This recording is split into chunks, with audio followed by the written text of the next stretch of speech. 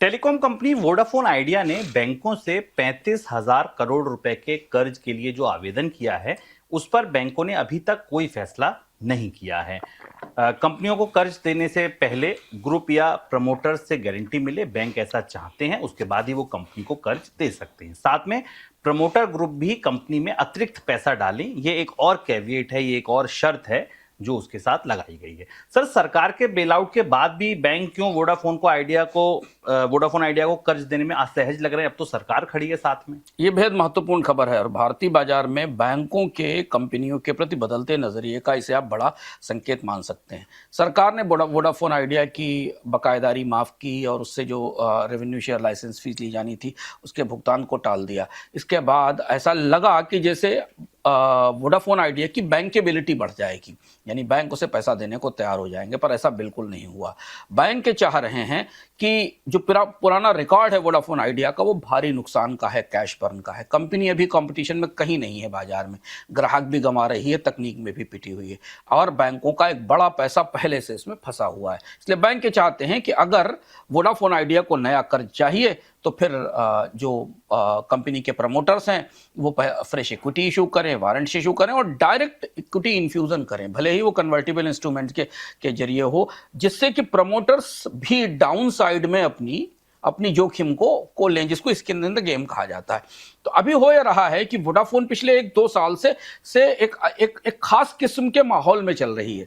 Company डूब रही है, इसका शोर मचाया गया, फिर इसके बाद कोर्ट से के जरिए और सरकार के जरिए रियायत ली गई। जब रियायत ले ली गई, बाजार में थोड़ा उत्साह दिखा तो कंपनी के प्रमोटर्स फिर पहुंच गए बैंक के पास पैसा लेने के लिए। तो बैंकों का कहना है कि यदि ये कंपनी सरवाइव कर सकती है, इसका भविष्य अच्छा है, तो फिर हम ही क्यों दांव लगाएं, प्रमोटर्स भी इस पर दांव लगाएं। और चूंकि वोडाफोन का पास्ट चैलेंजिंग है, जितने भी एनालिसिस आपको मिल रहे हैं वो सब इस कंपनी की लंबे सर्वाइवल की संभावनाओं पर तमाम सवाल उठाते हैं और इसलिए वोडाफोन का संकट सरकार के बेलआउट के बाद भी दूर होता नहीं दिखाई दे रहा है, जब तक कि प्रमोटर्स इसमें निवेश करने को तैयार नहीं होंगे।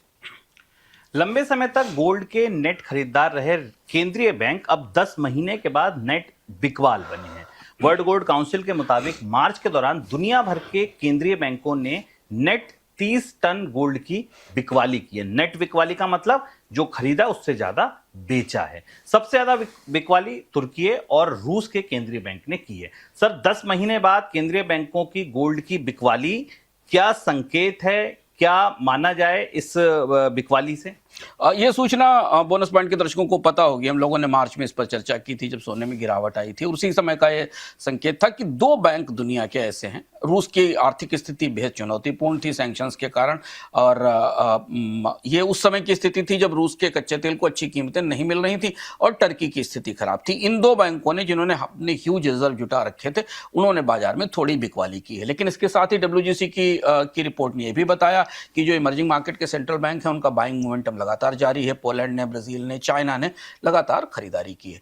तो ये एक तात्कालिक बिक्री बाजार में आई जो कच्चे तेल की कीमत बढ़ने के बाद कैश की लिक्विडिटी के चैलेंज के कारण थी। बल्कि माना जा रहा है कि कुछ मध्य पूर्व के बैंकों ने भी हल्की फुल्की बिकवाली बाजार में गोल्ड की है, प्रॉफिट बुक किया है। तो ये लेकिन ये माना जाए कि ये स्ट्रक्चरल शिफ्ट है, बैंक्स बाहर निकल रहे हैं गोल्ड से, ऐसा कहना मुश्किल है क्योंकि WGC की रिपोर्ट और तमाम और बहुत सारे आंकड़े बता रहे हैं कि जैसे ही युद्ध खत्म होगा गोल्ड में वापस उस तरीके की तेजी, उस तरीके का सपोर्ट आता दिखाई देगा।